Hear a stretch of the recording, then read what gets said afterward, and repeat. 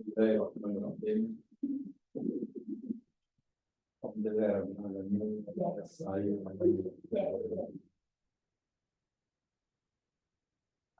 Assalamualaikum warahmatullahi wabarakatuh.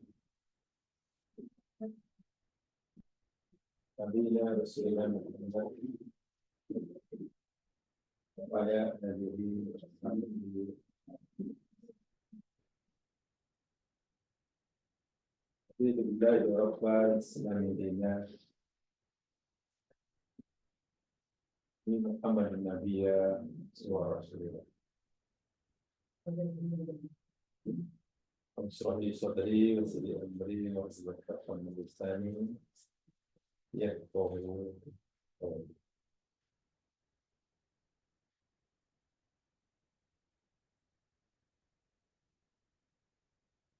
Allah kita akan teruskan kajian kita masih berkaitan dengan akwal nisa'i wal banat,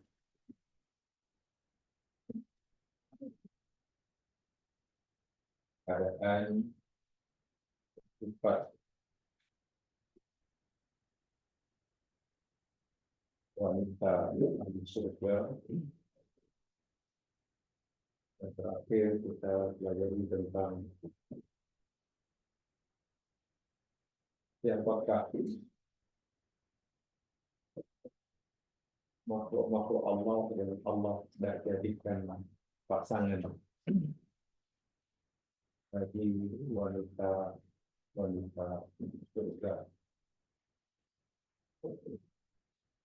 Karena sesuai dengan sabda Nabi, surga tidak ada penghuninya sama ada laki maupun perempuan yang hakzat, tidak berpasangan.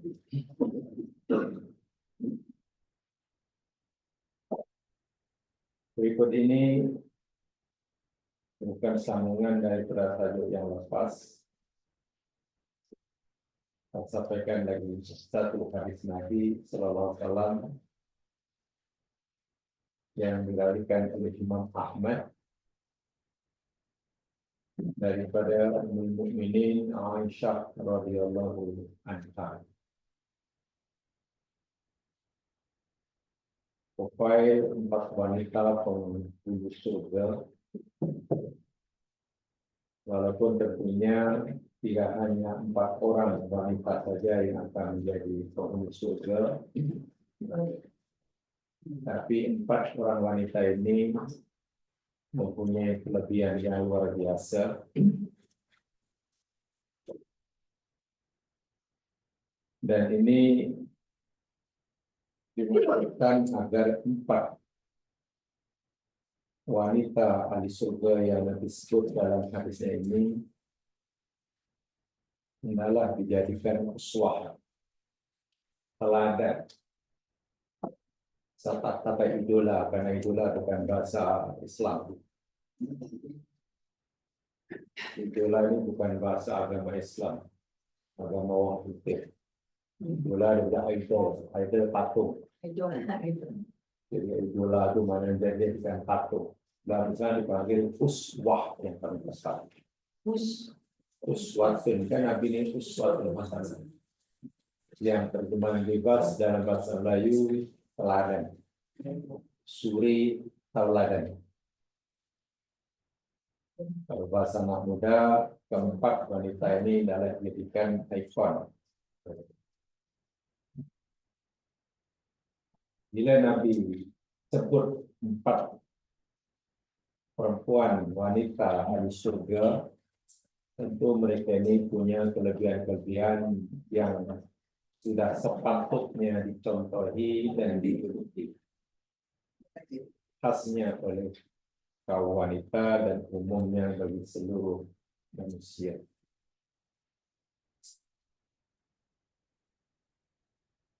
Sekaligus 4 orang wanita yang disebut dalam hadis ini telah disahkan oleh Nabi sendiri sebagai ahli surga. InsyaAllah.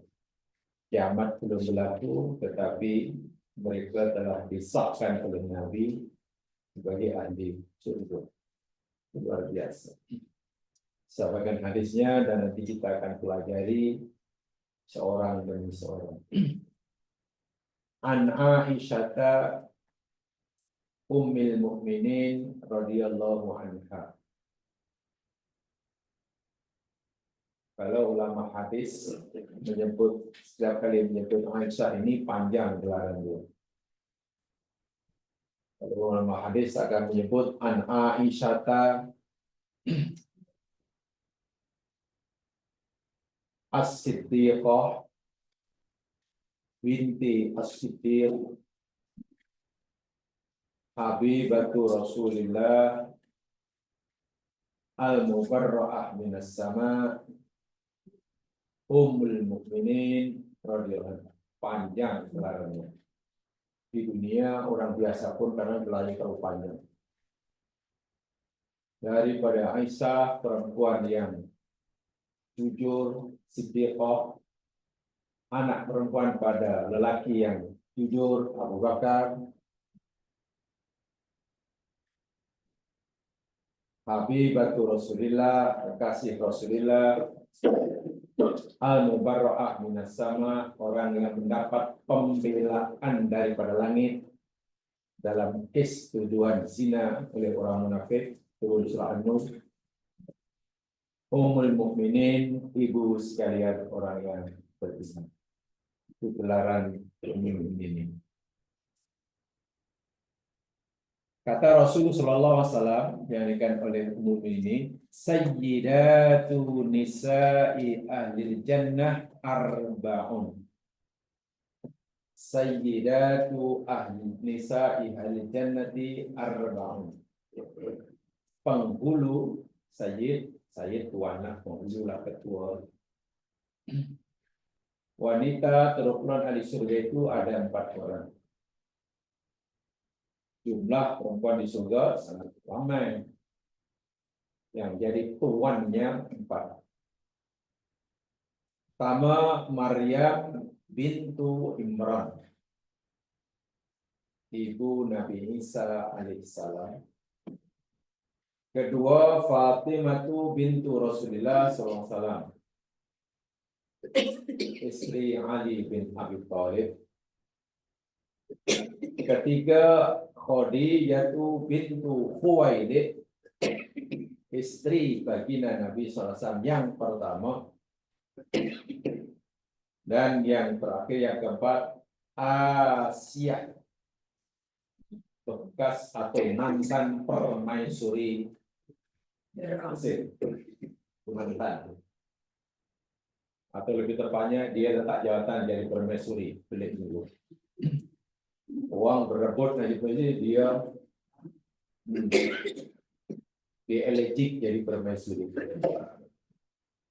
Ini hadis sahih riwayat Imam Ahmad dalam musnadnya di dalam bab Fadailus Sahabah. Dalam kitab Musnad Ahmad, yakni dalam bab Fadailus Sahabah, fadilat sahabat Nabi. Dan hadis ini juga diriwayatkan oleh Imam Al-Hakim dalam Mustadraknya. Baik, saya baca pada dulu penjelasan yang ringkas ini. Maksud penghulu sayyidat itu, penghulu adalah simbolik kemuliaan.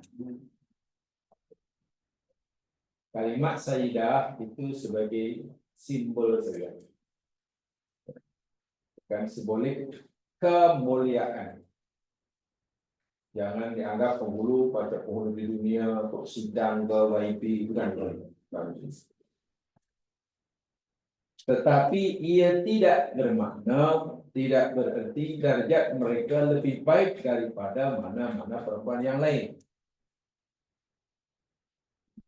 Kesimpulan penting dahulu. Biarpun Nabi menyatakan keempat ini penghulu wanita surga, tidak bermakna Darjat mereka ini lebih baik daripada mana-mana perempuan lain ahli surga. Ini karena terdapat hadis, ada hadis Nabi SAW, ada wanita yang lebih baik daripada mereka.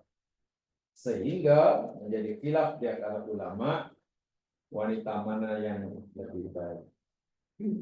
Jadi kesimpulannya, penghulu ini menunjukkan tingkat kemuliaan, bukan yang paling mulia. Jadi empat tokoh ini membawa simbolik tersendiri. Mereka berbeza dengan generasi, wasi, teologi. Mereka mungkin tidak sekuat, sepandai, pintar, selincah lelaki. Ya, tidak sekuat, selincah, sepintar kaum laki. Tetapi kelebihan yang mereka ada tidak dapat digalas ganti oleh mana-mana lelaki. Jadi bahasanya memang saling memuji ini.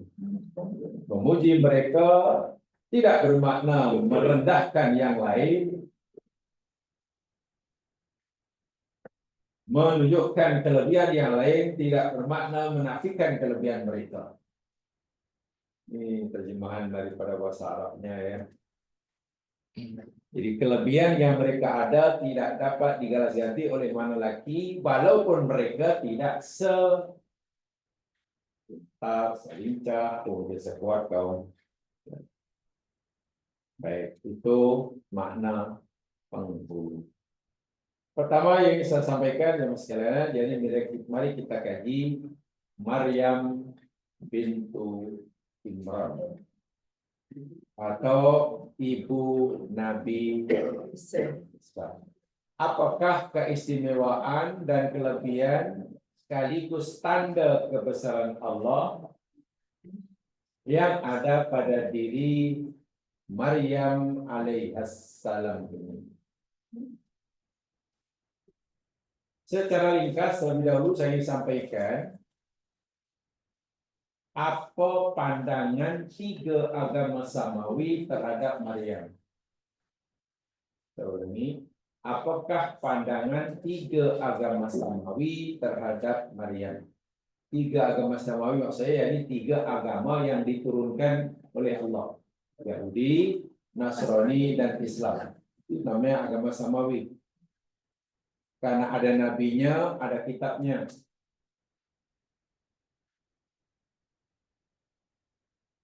Walaupun Yahudi dan Nasrani katalah sudah porak-poranda, itu soal lain. Yang pasti Yahudi ada kitab, ada nabi, ada dua. Yang Nasrani dan Islam juga. Jadi Yahudi, Nasrani, Islam. Apa pandangan tiga agama terhadap makhluk Allah yang bernama Maryam binti Silakan Al-Quran kita selalu saja sebagai pengetahuan. Pertama, apa pandangan Yahudi tentang Maryam? Kalau kita nak tahu apa pandangan Yahudi tentang Maryam, Allah telah sebutkan di dalam surah Maryam ayat 28. Ini secara ringkasnya, daripada detailnya ya panjang lebar lah. Nah, sebagian poin yang terpenting saja. Kalau kita tanya Yahudi, dan Didi, namanya, tidak ada Yahudi ya, soalnya Didi itu ya. Good. Didi, apa pandangan kamu tentang Maryam binti Imran? Uang yang macam mana, tesnya macam mana, dan mana? Nah, ini Allah telah berikan kita maklumat tentang apa yang dipikirkan oleh Yahudi tentang Maryam. Surah Maryam ayat 28. Ini poin penting. Ketika Maryam lepas melahirkan Nabi Isa alaihissalam di tempat yang terpencil, tidak ada orang yang menemaninya, maka tiba masanya Maryam kena balik ke kampung halamannya. di Yerusalem. Karena ia tidak melahirkan di Yerusalem, di luar, sebelah timur Quran kata dalam Maryam. Ada yang mereka sebelah timur itu mana, ada yang bertafsir mereka pergi Mesir, jauh sekali. Tapi yang pasti tidak di kampung halamannya. Ikut Al-Quran, dia berada di kebun Tamar. Setelah Maryam melahirkan anak dan sudah merasa sehat, dibawalah anaknya ini balik ke kampung halamannya. Waktu itu negeri Palestina, yakni kebanyakannya beragama Yahudi. Padri masih banyak Yahudi. Yahudi padri ya. Padri itu Kristen, kalau Yahudi apa? Rabi-rabi. Rabi, masalahnya rabi. Ruhban. Om Melayu Rabai. Serabi. Kanan. Jadi, tengok ayat 28, 29, 27, fa'atat bihi qauma tahmilu. Itu ayat berapa? 27 ya. Mulai pada ayat 7 dan 28. Fa'atat bihi, lalu dia Maryam datang bihi dengan membawa Isa, qaumaha menemui kaumnya. Ini Baitul Maqdis, ini di Al-Qudus di Palestina kalau sekarang. Tahmiluhu, dia Maryam menggendongnya, membawanya, anaknya ini saya gendong Amalaya gitu. Melihat Maryam datang dengan membawa baby, Yahudi tidak tanya elok-elok. Apa salahnya? Tanyalah elok Maryam, kau dapat ini anak siapa? Kau jadi babysitter siapa? You buat buka nursery ke? Kan elok maksudnya. Anak jiran mana? Dia terus dihantam, dituduh tuduhan yang jahat. Oh lu, mereka rabai-rabai Yahudi kata, ya Maryam, hei Maryam, laqad ji'ti syai'an fariya. Dengan kalimat taukid itu, lam demi qad sungguh ji'ti, engkau telah melakukan, mendatangkan syai'an sesuatu fariya yang mana fariya? Ya, satu kebohongan, mana dosa yang besar. Fariya itu mana saya bohongan. Iftarokan mereka kebohongan. Bahasa muda, Maryam, kau benar-benar telah melakukan perbuatan yang sangat keji, maksiat yang sangat besar. Dia tidak berzina. Dia bukan tanya elok-elok, terus dituduhnya melakukan perkara yang, dan dibawa-bawa pula tuk nenek moyang Maryam. Ya Ukhta Harun, hai saudara perempuan Harun, makana abu kimra'asau, tidaklah bapa engkau ni lelaki yang jahat. Kau tahu tak, bapa engkau itu orang alim. Maksudnya Imron di sini. Imron itu termasuk rabai maksudnya.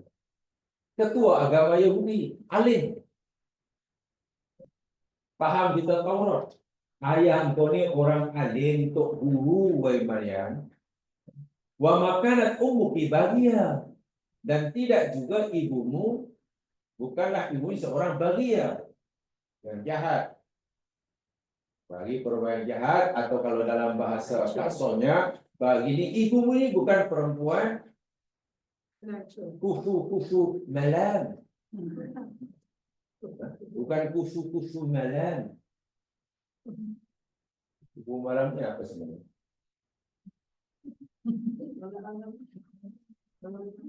Punang, kelip, firefly.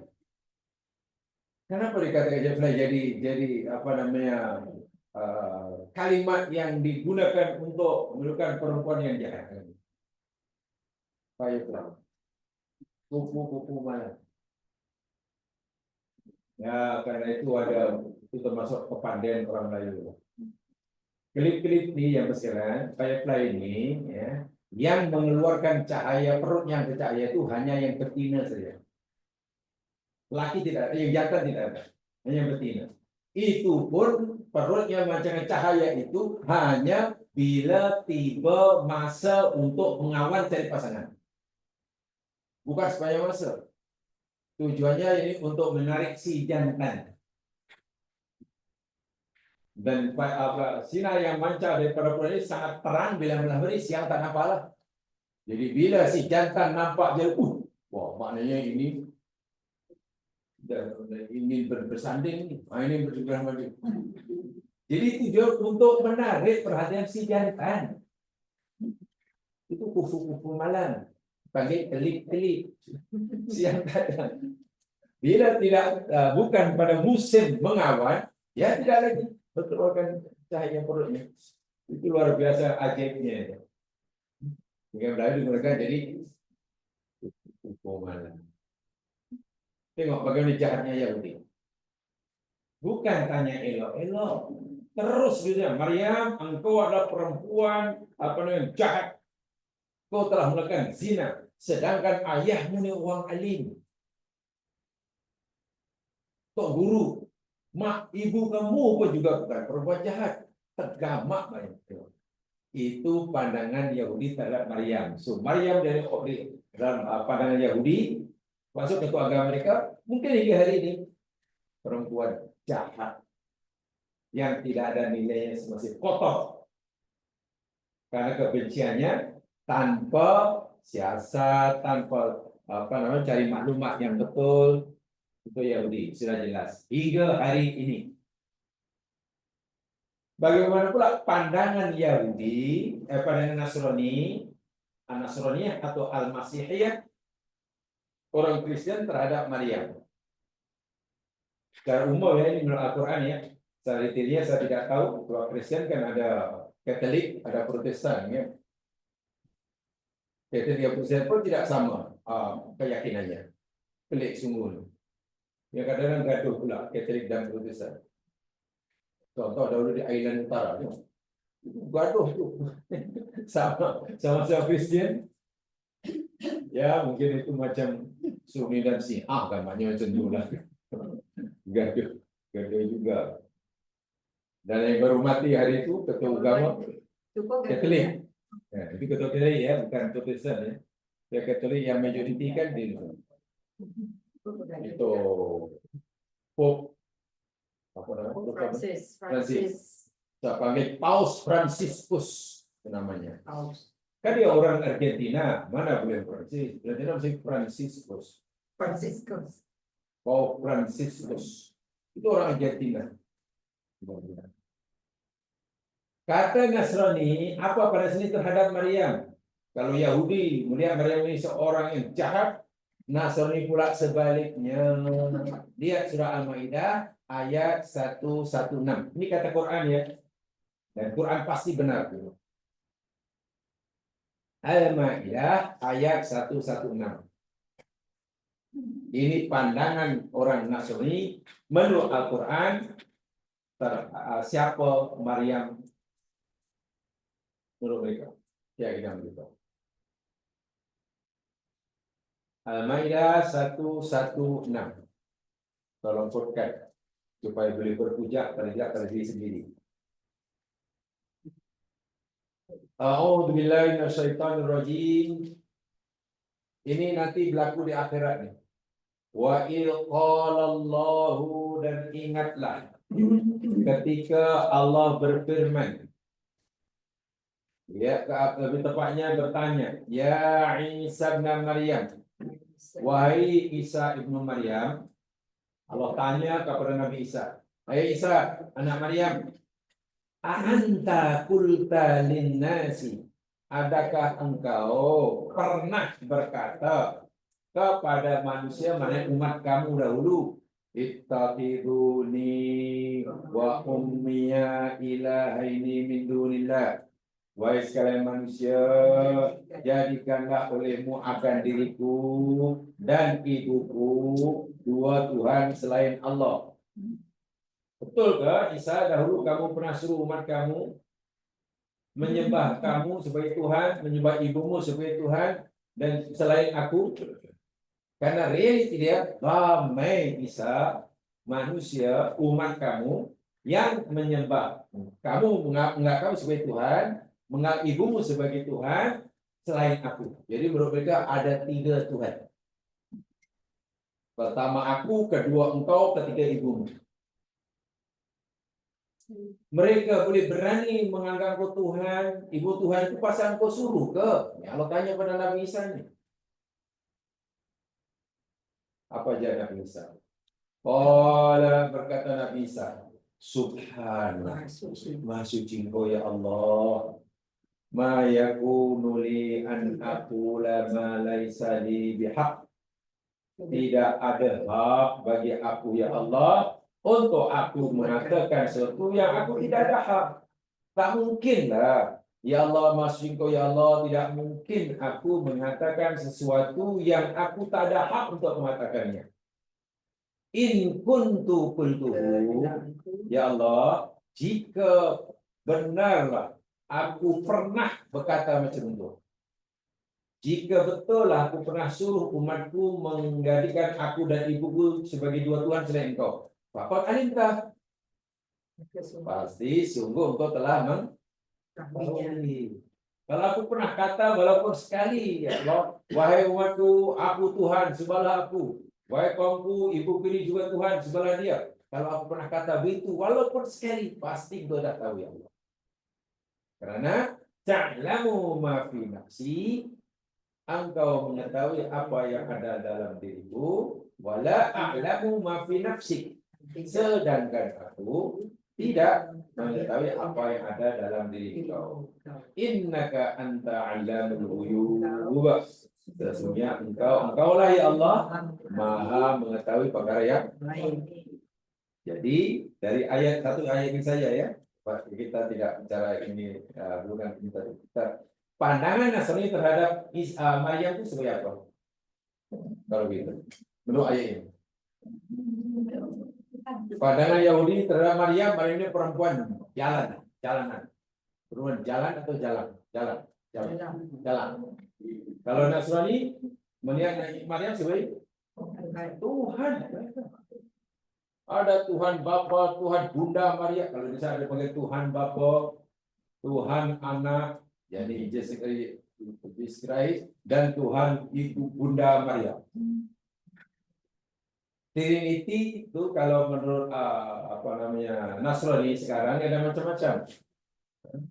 Karena mereka melihat Nabi Isa ini berbeza-beza. Ikut ayat ini, Trinity bagi pahaman Nasrani pada masa itu, yakni Allah, Isa dan Maria.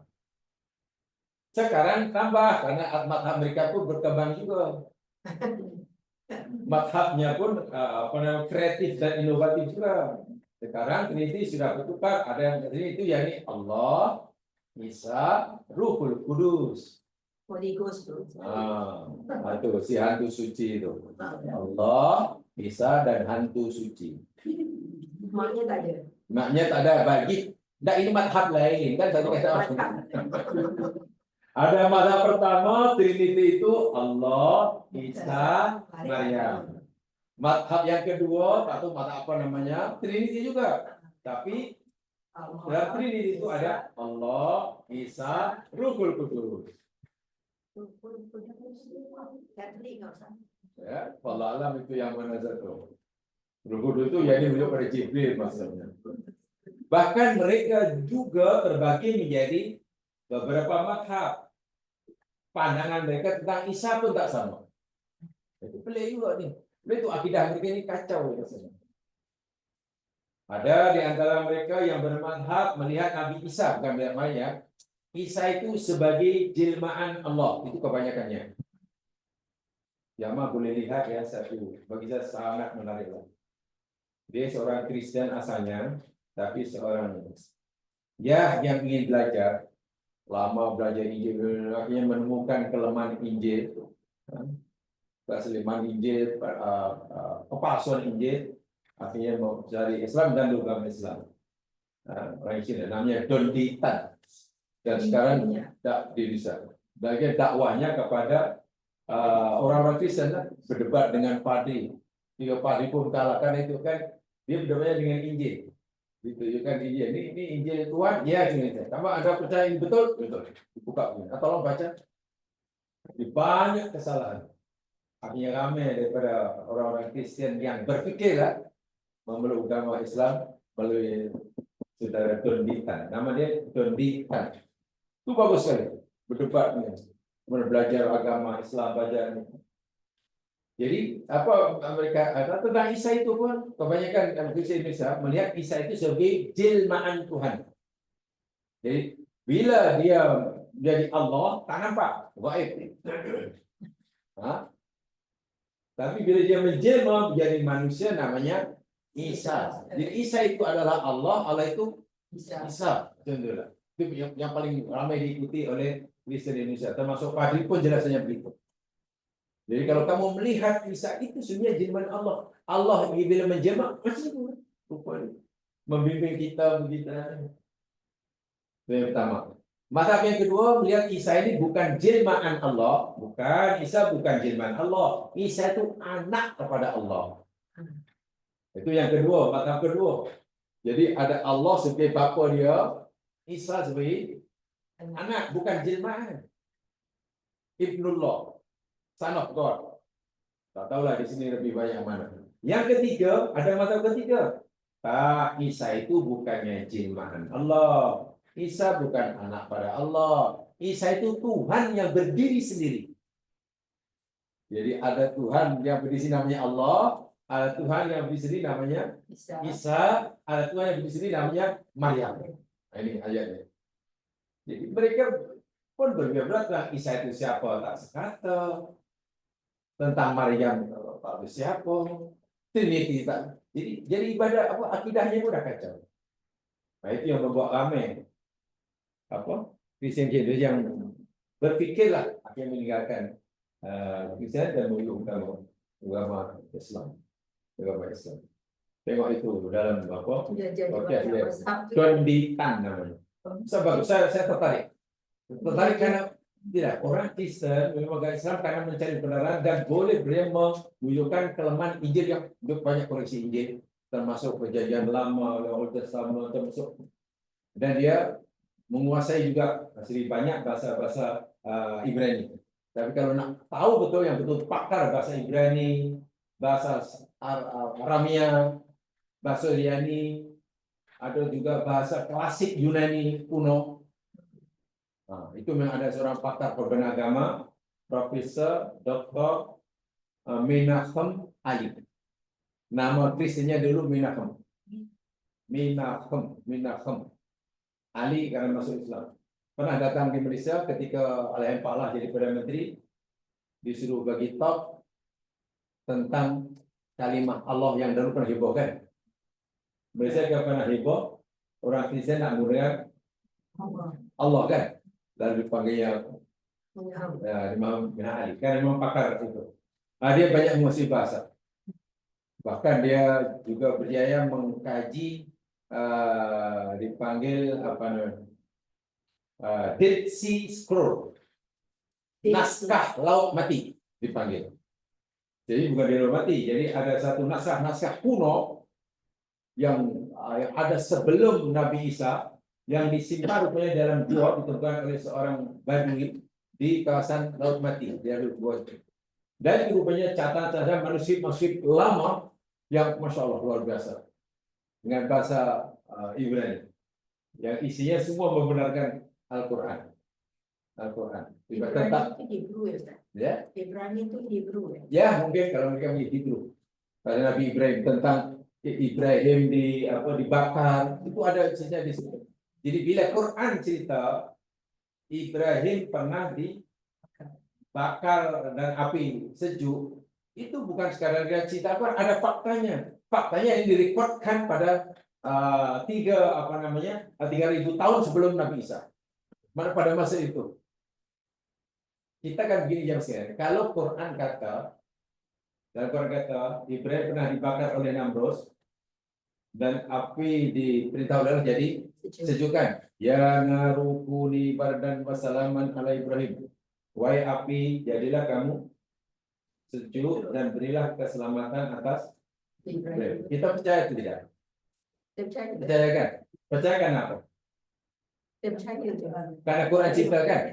Nah, itu bagus. Tapi di luar sana, nah, kalau kita belajar di luar kepada orang, mereka tidak. Macam mana mau percaya? Itu kan hanya maklumat. Berita macam mana Anda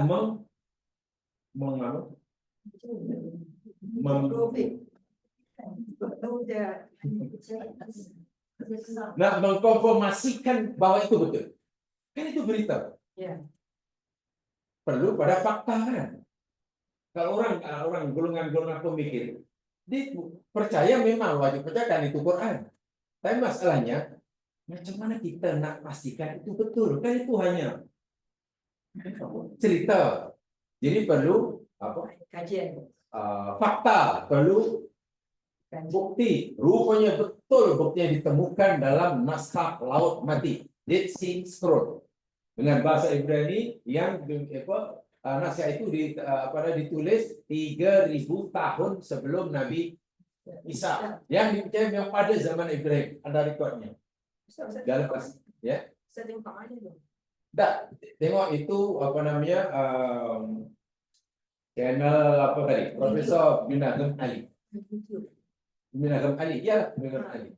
Dia banyak oleh muridnya itu sepakat. Dia memang pakar perwenaan agama, termasuk menguasai banyak bahasa. Masih Ibrani tahu, Suryani tahu, bahasa klasik Yunani, Petrus, Paulus, ya kita panggil kan Peter kan, Peter, John, apa lagi, Liu, apa lagi, Paul, tapi sebenarnya itu bukan nama sebenarnya, nama saya kan orang Greek, nama sebenarnya jadi Paus, Yohanes, Paulus, Petrus, Lukas, sebagai Liu. Itu karena masalah masuk Islam. Jadi kata dia sebenarnya bukan Eropa yang dikristenkan, gitu. Bukan Eropa yang dikristenkan, tapi Kristen yang dieropakan. Tahu apa maksudnya? Bukan Eropa yang dikristenkan, tapi Kristen yang dieropakan. Kenapa? Karena bahasa asli Kristen, kitab Kristen Islam, nama semua dialih bahasa menjadi bahasa Inggris. Jadi kacau lah kan? Macam kita Pak Quran. Jadi macam itu. Ya, akhirnya orang tak tahu, yang dia pikir itu yang Kristen benar. Bukan. Itu yang pakar dalam itu namanya Profesor Menachem Ali. Menachem. Macam mana baca? Kata Menachem. Pasal itu nama Kristennya. Ali itu ditambahkan masuk Islam, dan dia seorang pesara pakar perwenaan agama di UNER kalau tidak salah, Universiti Erlangga Surabaya. Pernah dijawab Malaysia oleh Pak Lak, saya ingat. Dia cerita tentang kalimah Allah siap dengan slide, ini bahasa aslinya. Itu luar biasa. Kalau ingin menambahkan ilmu tentang itu, ya ada. Kalau tentang orang sini yang suka berdebat dengan padi Kristen, karena dia mu'alaf, berdebat dengan padrinya, bukan padinya. Nah, itu namanya Don Ditan, nama tidak tepat. Nama orang itu Don Ditan, orang Cina. Don Di, D-O-N-D, D-O-N-D-I, D-Y, Tan.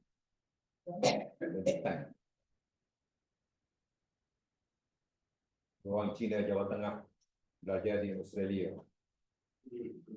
Itu bagus. Jadi dari itu kata, memang patut lah. Sampai padri itu ada yang paling ahli agama Islam.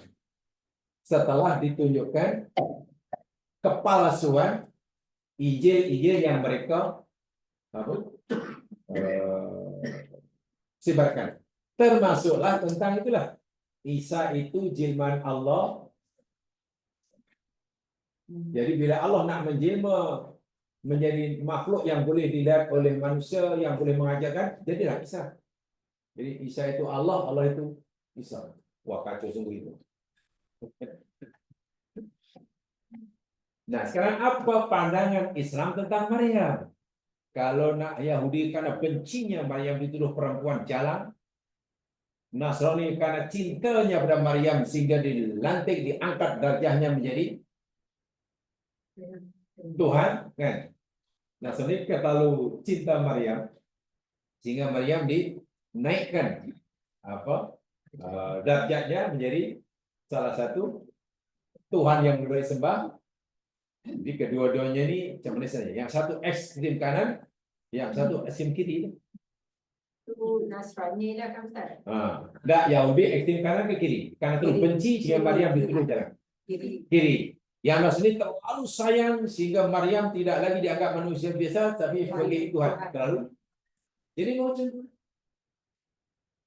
Demikian juga tentang Nabi Isa. Yahudi terlalu benci kepada Nabi Isa sehingga berusaha untuk dibunuhnya, walaupun gagal. Nasrani karena sangat sayang kepada Nabi Isa, sehingga Nabi Isa diangkat jadi kedua kita ini, sebelum kita ini ada yang cara beragamanya terlalu ekstrim, sampai ekstrim kanan karena bencinya, atau ekstrim kiri ekstrim kanan terus sayangnya, atau kiri dunia. Dan Quran kata surah Al-Fatihah, ghairil maghdubi alaihim walad. Kebanyakan mufasir, orang-orang yang murka itu orang Yahudi. Sementara orang sesat itu orang Nasrani. Yahudi karena bencinya pada utusan Allah, tidak dibunuhnya, maka Allah murka. Nasrani karena terlalu sayang kepada utusan Allah, rasanya tak puas kalau sekarang utusan Allah dinaikkan banyak jadi anak Tuhan. Sesat. Nah, Islam berada di tengah-tengah. Islam sangat adil. Islam memandang, melihat Nabi Maryam itu seperti apa? Lihat surah Ali Imran ayat 42. Satu di antaranya lah. Ali Imran 42. Bukan satu-satunya ayat, ya, ini satu di antaranya. Karena ini sebagai tambahan pengetahuan. Contohnya Ali Imran 42. وَإِذْ قَالَتِ الْمَلَائِكَةُ يَا مَرْيَمُ إِنَّ اللَّهَ اصْطَفَاكِ وَطَهَّرَكِ وَاصْطَفَاكِ نِسَاءِ الْعَالَمِينَ. Wa'id, dan ingatlah ketika qalat berkata al-malaikah, malaikat di sini maksudnya Jibril, diutus oleh Allah menemui Maryam. Jibril berkata pada Maryam atas perintah Allah, ya Maryam, hai Maryam, innallaha, sunya Allah, istofaki. Satu, Allah telah memilih engkau, wahai Maryam. Masya Allah. Mana pilihan Allah Maryam ini. Kedua, wa tahharaki, dan dia Allah telah menyucikan engkau atau menjadikan engkau wanita suci. Apa maksudnya nanti? Yang ketiga, wastafaki ala nisa'il alamin, dan Allah telah memilih engkau atas semua sekalian wanita-wanita sekalian alam. Ini Maryam menurut Islam. Di sini Allah kedua ada tiga. Allah pilih Maryam, pilih dari si apa Allah tak sebutkan. Kedua, Allah sucikan Maryam, mana perempuan suci. Yang ketiga, Allah pilih Maryam di atas sekalian wanita-wanita. Jadi sangat-sangat jelas di sini ya, bahwa Maryam tidak sebagaimana pandangan Yahudi, Maryam bukan sebagaimana pendapat Nasrani. Baik, nanti kita akan jelaskan. Ini secara umum. Sudah tahu ya bahwa Islam berada di tengah. Tidak membenci, tapi juga tidak mengangkat melebihi daripada yang sedang. Islam memang tengah-tengah. Sebab Nasrani terlalu sayang sehingga diletakkan di makom yang tidak sepatutnya. Sementara Yahudi terlalu benci, akhirnya ini sejarah agama-agama samawi. Islam yang terakhir tentu sebagai penengah yang lurus. Yaitu Allah memberi kenyataan tegas dalam Al-Quran, Inna dina indal Islam. Agama di sisi Allah adalah Islam. Islam di situ jangan diartikan sebagai nama agama ya. Inna dina indal Islam itu mana sebenarnya agama di sisi Allah adalah yang bernama Islam, bukan. Islam sebagai inti daripada ajaran agama, yakni berserah diri hanya pada Allah. Itu mana Islam. Agama yang dibawa oleh Nabi Ibrahim Islam. Yang dibawa oleh Nabi Musa, Nabi Isa, Nabi Harun semua Islam. Islam berkata inti ajaran yang dibawa oleh setiap nabi itu mengajak menyeru manusia hanya berserah diri, patuh sepenuhnya tanpa syarat kepada Allah. Nah, agama yang inti ajaran seperti itu namanya Islam. Nah, jadi Islam boleh diartikan dengan dua makna. Satu, Islam sebagai nama agama, yaitu nama agama di bawah Nabi Muhammad. Yang kedua, Islam boleh difahami sebagai inti bagi ajaran setiap agama yang dibawa oleh Nabi dan Rasul. Semua Nabi bawa tu memang Islam. Intinya Islam. Inti ajaran Islam.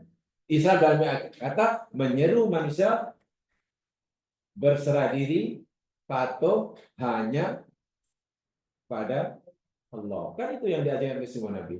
Dan itulah Islam. Sebab itu dalam Quran kata apa Nabi Ibrahim kata? Ini wajah itu wajah diladi fatal sama tiba Hanifan muslimah. Cuman Nabi boleh kata muslim nih. Muslimah itu mana orang muslimnya? Nabi Ibrahim muslim, mana agamanya Islam? Iyalah, memang.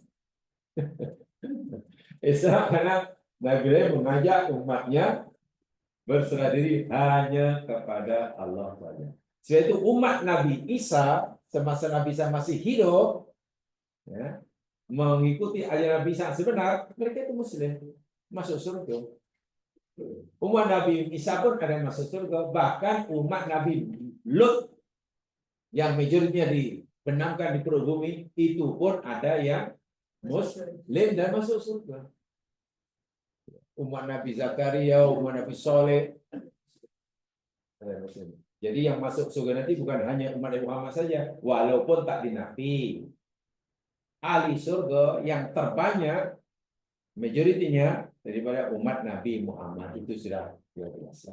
Ustaz, Nabi Isa punya inti dia Islam, tapi dia cara ibadah dia tak sama. Nah, dalam agama ini yang paling penting yang tidak ada perubahan sama sekali walaupun sedikit masalah akidah.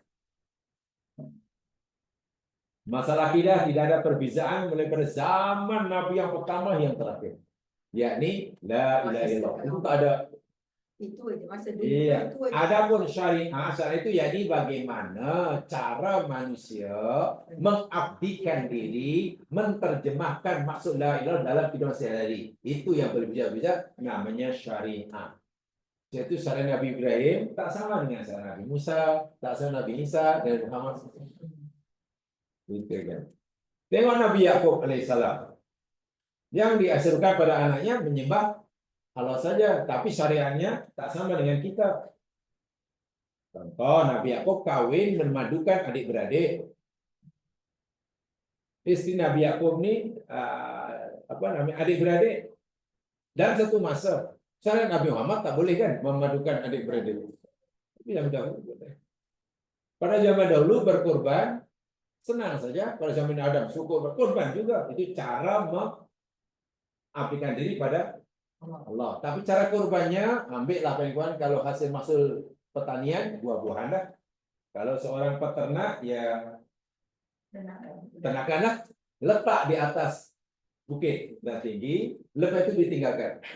Tengok dari jauh, tak lama kemudian ada awan lalu depan bukit itu menutup. Bila nanti bukit itu sudah ditutup oleh awan dan awan itu hilang, maka yang kurban boleh naik ke atas tengok. Mana-mana benda kurban tidak apa sudah tidak ada, maknanya kurban diterima. Oh, Kalau masih ada, maknanya di wah, begitulah urusan itu. Jadi sangat kalau istilah sekarang macam magic. macam anak Nabi Adam. Ya, macam itu kurban. Sekarang mana ada kurban macam itu? Tinggalkan lembu, wanita. Kalau ada maknanya ditolak, kalau tak ada dicuri orang. Nah, itu masalah.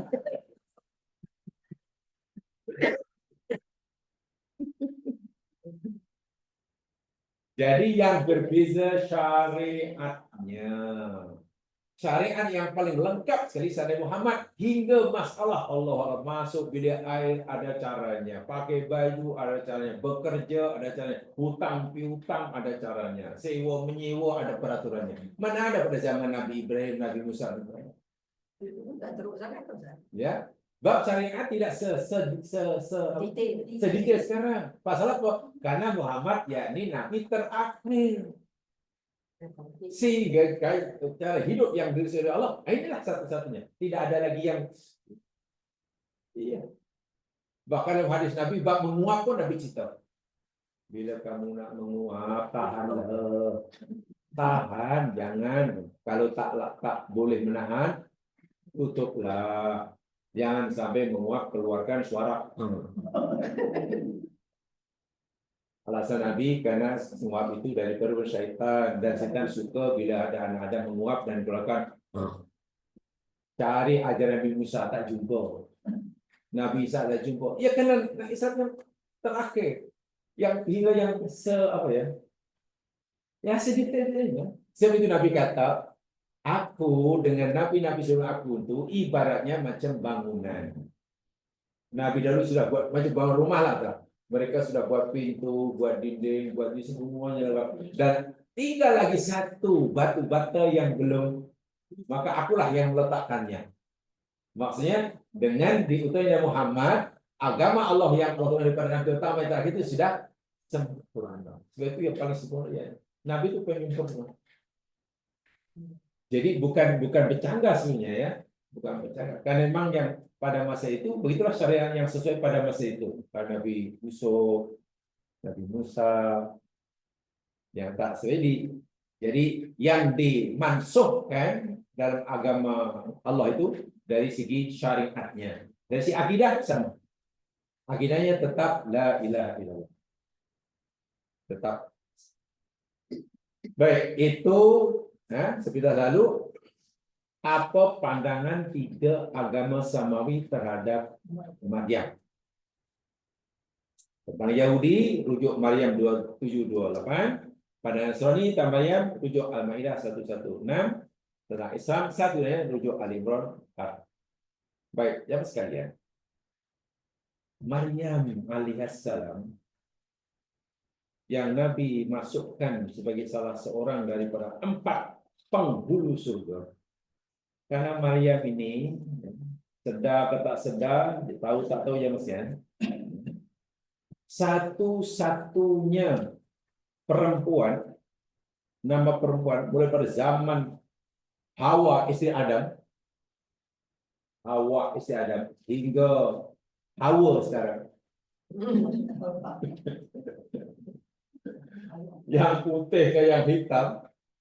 Nama orang perempuan satu-satunya disebut dalam Quran hanya Maryam alaihissalam. Kita tidak akan temukan nama perempuan yang disebut dalam Al-Quran kecuali Maryam. Lelaki banyak. Nah, Muhammad disebut, Yunus disebut kan? Yunus disebut, Zakaria disebut, Zaid disebut. Maryam bukan nabi. Maryam manusia macam kita. Tapi namanya disebutkan dan ia satu-satunya. Sehebat manapun seseorang, semasyhur manapun, tak akan jumpa. Orang yang dapat gelaran Iron Lady, Prime Minister Britain dulu, tak ada wa magaritu. Tak jumpa.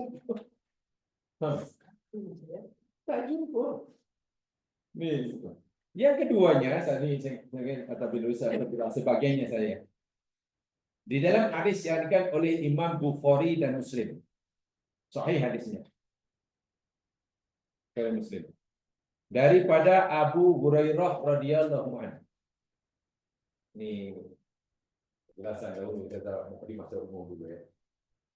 Abu Hurairah pernah berkata, Sami'tu Rasulullah sallallahu alaihi wasallam yaqul. Aku pernah mendengar Rasulullah sallallahu alaihi wasallam bersabda. Ini yang kata Abu Hurairah dalam hadis Bukhari Muslim. Ma min bani Adam mauludun illa yamassuhu syaitan hina yulad. Tidak ada seorang pun anak Adam, laki-laki atau perempuan, tidak ada seorang pun anak Adam yang semasa dilahirkan, melainkan pasti akan disentuh oleh setan. Ya maksudnya disentuh atau dicubit atau di apa. Setiap bayi yang lahir, ya setan misalnya akan memperkenalkan diri. Hai, tepuk. Hai, tepuk. Iya, tidak ada. Semua. Fayastahilu sholihan min masih setan. Maka si bayi yang lahir itu akan menangis. Karena sentuhan setan tadi. Setan memberikan salam perkenalan. Hai, saya kenal. Nangis. Jadi kalau kita tanya Nabi dari segi apa aspek yang gaib ya Rasulullah pasal apa bayi lahir ini menangis? Ya karena digigit oleh setan. Setan buat salam kenal. Itu kalau apa jawaban Nabi dari aspek alam gaib ya.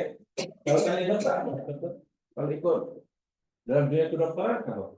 Dalam dunia medik, bayi lahir pasal apa? Enggak, dari aspek kedokteran, ilmu medik. Bayi lahir, tanya dokter jadi sekali penjelasan. Supaya kita tahu dia hidup atau hidup. Enggak, pasal apa menangis bukan bukan punca menangis susah. Bukan, oh bayi nangis pasal Nabi tahu kita dia hidup itu bukan. Dan nangisnya punya kan ada mungkin lapor menangis kan, sakit menangis kan, apa lagi. Tapi kalau kita tanya Nabi, ya Rasul pasal babi nangis, oh itu digitik-gitik oleh setan, salam perkenalnya mas suhu, itu jawaban Nabi. Sekarang kalau kita tanya dokter bayi lah, dok apa dok pasal saya bayi nangis?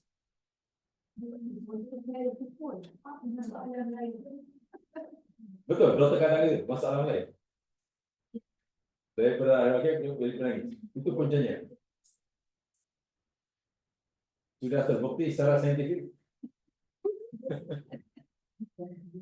Nah, itu kena tahu, kena tanya juga. Tanya lah, apa kuncinya? Atau mungkin, ya karena itu sebenarnya nangis kotok, karena dalam rahim tak boleh nangis, jadi kotok. Nah itu maknanya hanya persepsi, itulah.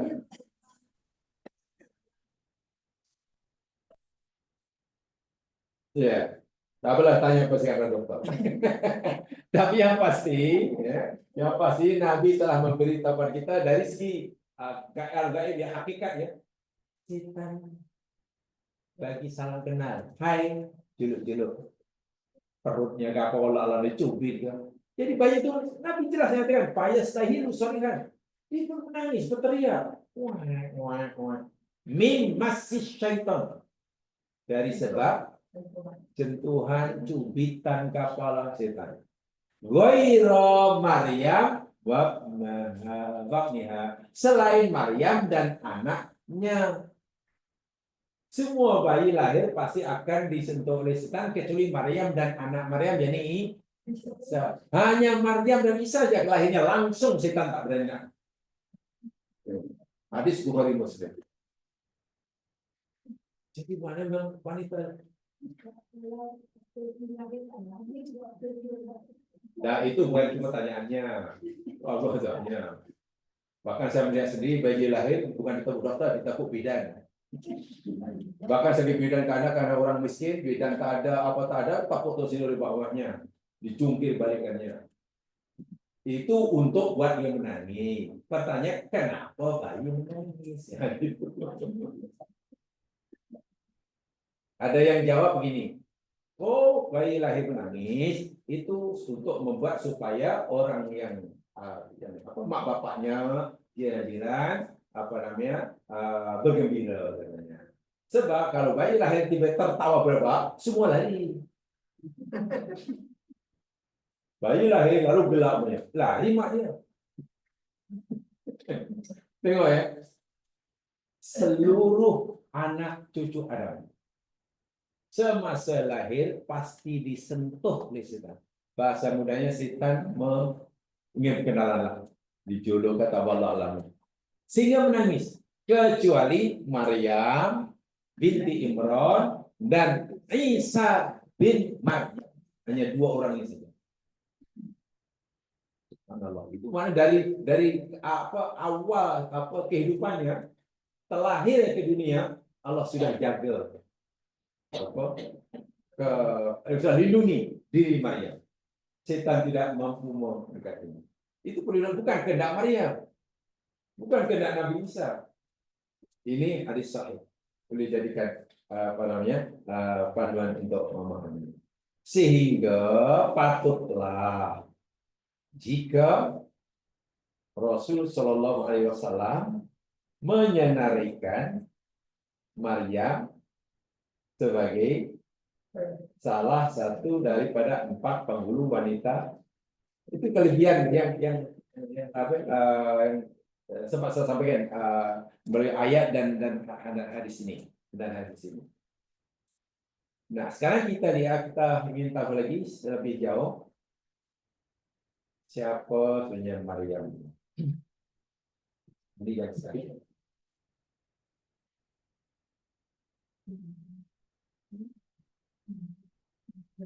Imran.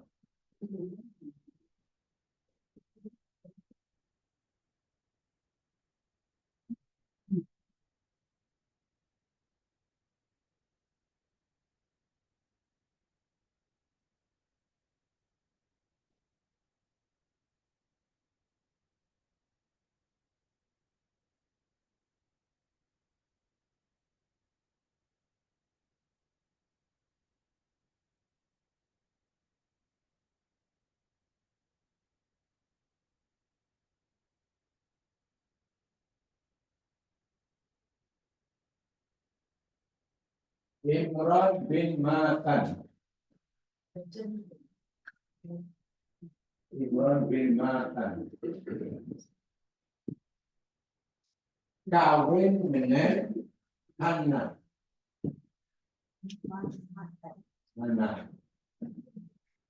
Binti Fakut. Hannah binti Fakut.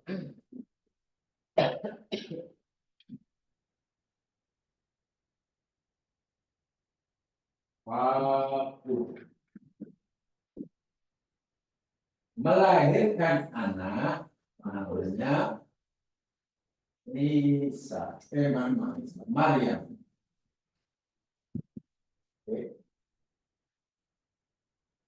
Yang satu lagi Yahya, Zakaria kawin dengan sama jamaah baca.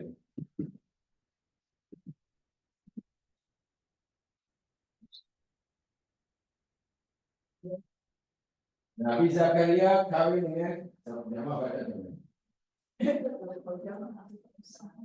Ini istilah Nabi Zakaria. Binti Fakut. Karena ini adik-beradiknya ini. Punya anak namanya Yahya. Nabi. Siapa nama istri Nabi Zakaria?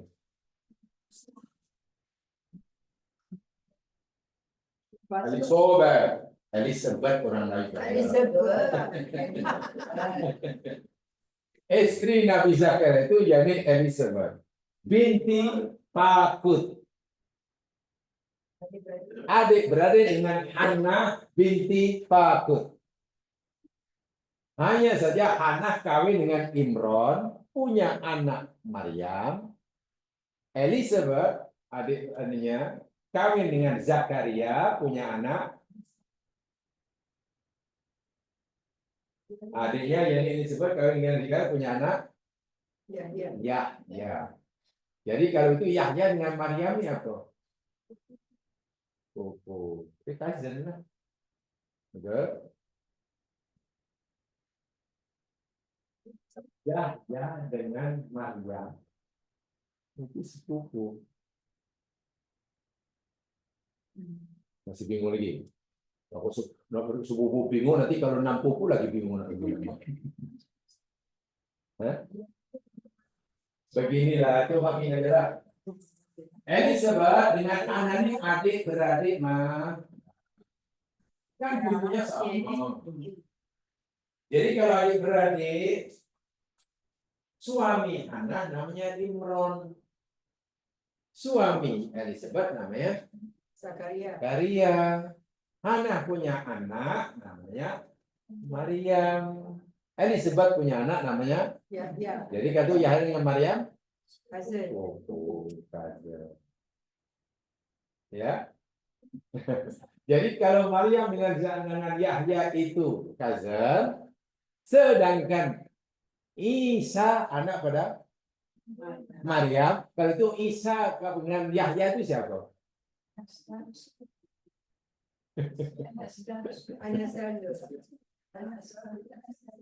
Anak saudara kuku. Maryam panggil Zakaria macam mana? Pakcik, karena Zakaria suami kepada makciknya kan, kepada antinya kan. Ya, betul. Ya. Kena paham di sini. Jadi ketika Hannah binti Yafakut ini mengandung Imran ini orang alim ya, ini termasuk Rabai Yahudi. Memang alim itu guru lah. Ketika Hannah binti Fakut mengandung, suaminya meninggal. Imran itu meninggal. Jadi dia bingung, Allah kemana nih? Dahlah aku punya anak nih agak lambat. Ketika mengandung pula suaminya meninggal. Sebab apa ya? Hannah ini agak lambat dia masih punya anak.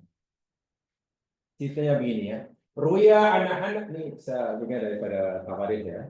Ruya anak-anak binti Fakut jatuh Imran karena akan dalam pelit. Hannah binti Fakut ini adalah seorang perempuan yang tidak dapat mengandung. Ya, boleh kata mandul lah. Tapi karena sangat lama tak punya anak hingga tua. Hingga umur agak tua. Akhir itu kan tak punya anak. Ya. Illa an ajzat sehingga ia ajuzat. Ajuz mananya? Dari awal tak punya anak hingga ajuz. Ajuz mana dah? Ajuz lah, dah lemah lah. Tiba-tiba suatu hari, fabaina mahya fi dini sajarah, ketika dia sedang berada di tempat teduhan pokok ya, mengerihat lah. Ya, mungkin tak tahu apa yang saya buat, duduk menurut pokok itu. Absarat bita'ir yad'amu farahan lahu. Dia menyaksikan ada seekor burung, mak burung, burung mak. Mak burung atau ibu burung? Mami dia, mami burung. Mama dia. Sedang terbang untuk cari makanan dari seekor ulat. Wah, dia burung tadi lapor juga. Dapat seekor ulat bukan terus ditelan, digigit terus terbang sampailah ke sarang sampai ke rumah anaknya dan anaknya menunggu kemudian disuapkan. Menjawab anaknya nih si burung itu dan itu disaksikan oleh si Hannah yang dah tua tak punya anak nih. Fataharraqat atifatuha lil waladi wa tamannathu faqala. Akhirnya dia pun berangan-angan berharap sangat pada Allah agar Allah kurniakan dia anak dan ingin sekali nanti nak menjaga mengasuh budak anak macam ya Allah seronoknya lah burung itu punya anak punya sayang kepada anaknya. berdoa bersungguh pada Allah, ringkas kata Allah kabulkan. Dan kalau kemudian ya tentang beberapa bulan dia mengandung. Setelah mengandung pula suaminya meninggal. Allahu Akbar. Dah lagi bingung lagi. Dahlah dia bukan muda. Dan waktu itu belum banyak hospital. Di hospital belum ada. Karena dia boleh katakan mengandung pun agak lambat kalau bahasa sekarang. Suami pula sudah meninggal. Masa mengandung itulah dia bernazar. Itu ada dalam surah Al-Imran ayat 35 itu. Dan surah Al-Imran ayat 35, Maryam kata, qalat imra'atu Imran. Ketika imra'atu Imran, mana siapa itu? Istri Imran mana siapa itu? Anak. Ketika anak berkata, Rabbi, wahai Tuhanku, ini sesungguhnya aku nazartu, aku bernazar laka pada engkau, bagi engkau. Jadi nazarnya betul lillahi ta'ala. Apa nazarnya? Maafi, aku nazarkan bagi engkau ya Allah, maafi batni, apa yang ada dalam perutku ini. Dia tak kata man. Tapi apa yang? Jadi berjuang kepada jenis jantina sebenarnya. Itu menunjukkan jenis jantina, bukan menunjuk pada makhluk. Kalau baby kan sebenarnya man kan adalah berakal. Jadi tak kiralah laki atau perempuan yang ada perutnya itu, aku akan nazarkan bagiku ya Allah muharraron, dibebaskan atau dimerdekakan dalam bahasa agama, yakni anak-anakku ini ya Allah aku nazarkan, aku sampai untuk berkhidmat kepada agamamu, diserahkan kepada tempat beran, yakni di Yerusalem. Maryam tidak akan suruh dia itu, suruh ini. Memang dah kerjanya ibadah semata, berkhidmat pada agama Allah. Fataqabbal minni ya Allah, terimalah nazarku ini, innaka antas samiul alim. Engkau maha mendengar lagi maha. Selepas melahirkan anak, karena Allah dah terima kan, ya anak terkejut itu Maryam. Karena anak yang dilahirkan rupa-rupanya perempuan, bukan lelaki. Sedangkan yang boleh berkhidmat, berjuang, mengabdikan diri pada agama Allah, lelaki. Waktu itu Yahudi dikuasai dalam agama oleh lelaki semuanya. Rabi-rabi semuanya lelaki lah, tak ada perempuan. Tapi tiba, aku perempuan, ya Allah macam mana? Sebab dia pikir anak yang akhirnya. Sebab itu dia mengadu lagi kepada Allah ayat 36. Falamma wada'atha. Surah Al-Imran 36. Maka tatkala Maryam anak melahirkannya. Di masalah lahir anak. Qalat. Dia berkata, Rabbi wahai Tuhanku, ini sesungguhnya aku wada'tuha, aku telah melahirkannya sebagai anak perempuan ya Allah, unta. Anakku perempuan rupanya, jadi macam mana aku dah nazarkan beribadah agama ini perempuan. Sedangkan agama ini dikuasai oleh kaum lelaki. Wallahu a'lamu bima wada'at, sedangkan Allah Maha mengetahui apa yang dilahirkannya. Itu pilihan Allah. Tapi nazarnya dah diterima kan? Nazar Hana telah diterima. Yakni anaknya kalau dalam bahasa awamnya diwakafkan untuk agama Allah lah. Itu telah terima. Dan Allah tetapkan anaknya perempuan. Mungkinkah anak perempuan boleh mengabdi kepada agama Allah kan itu? Bagi Hana, macam tak sesuai. Ini menyalahi kebiasaan. Walaisa dzakaru kal unsa, dan tidaklah lelaki sama dengan perempuan. Lalu Maryam kata, Hana kata, wa inni samaituha Maryam. Ya Allah, sesungguhnya aku namakan bagiku ini Maryam. Jadi yang bagi nama Maryam itu siapa? Hana kan? Bukan Allah. Juga bukan bapaknya. Bapaknya yang meninggal takkan dari alam kubur. Namakan anak itu Maryam. Ibu sendiri yang nama Maryam. Pilihan ibunya. Aku namakan dia Maryam. Wa inni u'iduha. Dan sebenarnya aku ya Allah, kata Hana, memohon perlindungan kepada engkau akannya. Aku memperlindungkan anakku ini bika denganmu, wa dzurriyyataha dan juga anak cucu ketuanya ini minasyaitonir. Subhanallah, akhirnya Maryam diri Allah, setan pun tak berani memperkenalkan dirinya. Dalam hadis Nabi, siapa saja perempuan yang melahirkan anak, itu anak dilahirkan lalu berkata seperti mana yang anak kata, yakni ini u'iduha bika wa dzurriyyataha minasyaitonir. Apa kata Nabi? Allah akan lindungi bayi itu daripada gangguan syaitan. Hadis sahih. Sebelum cakap, sebelum gelak, sebelum panggil dokter, sebelum itu lahir selama saja Allahumma inni atau Rabbi inni itu ya Allah, aku lindungkan anak. Kalau laki uiduhu lah, ini uiduhu bika wa dzurriyyatahu minasyaitonir. Hadis sahih. Maka bila dikabulkan, Allah akan lindungi bayi itu daripada gangguan syaitan. Sebelum teknik, sebelum itu, sebelum dipotong tali perutnya, belum dibersihkan, terus saja. Tak perlu menunggu malam Jumat. Tak perlu menunggu malam Jumat, tak perlu tunggu orang kubur, tak perlu kenduri dulu. Terus saja berdoa. Terus keluar aja. Iya, lahir terus. Rabbi inni u'iduha. Kalau kata azan. Itu kemudian. Alhamdulillah dahulu ya, saya pertama saya beritahu mak dia, tolong nanti kalau merasa dan betul, tolong terus. Dan kalau itu saya katakan betul, ya betul. Nah, setelah itu azan kan? Azan itu hadisnya ada yang menganggap sahih, ada yang menganggap lemah. Tapi taklah lemah sangat sehingga ramai orang mengamalkannya. Azan itu. Baru kemudian taat. Ya, hadis sahih. Jelas hadis daripada Rasul Sallallahu Alaihi Wasallam. Tolong diamalkan. Itu dia. Dan Allah yang memilihnya.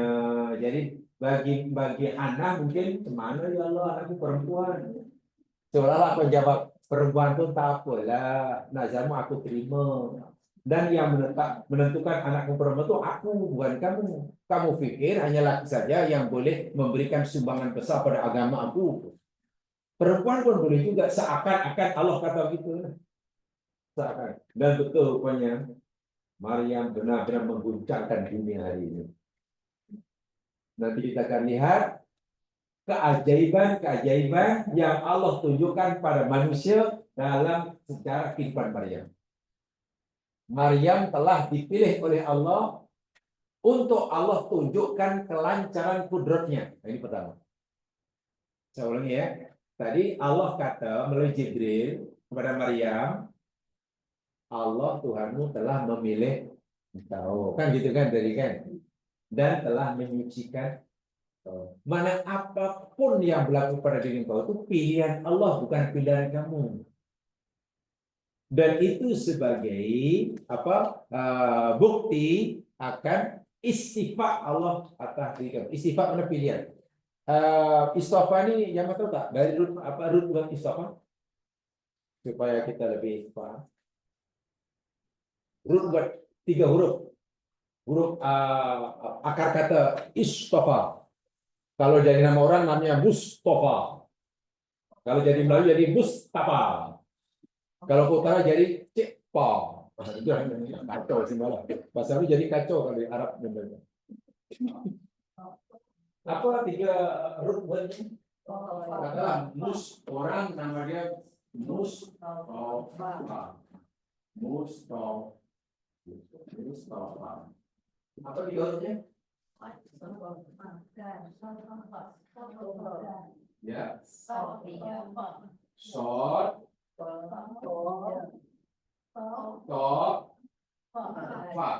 Sotofa. Sotofa bahasa Kamboja.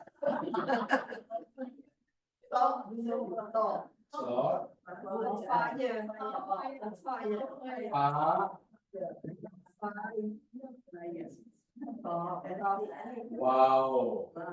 Maksud saya kalau nak cari dalam komus ya, dari carilah huruf short, Wow, alfa dan wow ini begini ya, soal asalnya sofawa gitu. Sofawa. Asalnya. Tapi berkaidah bahasa Arab, khasnya bahasa Sorof, mana ada wow, wow atau ya yang berharokat sebelumnya fathah, maka wow bukan jadi alif.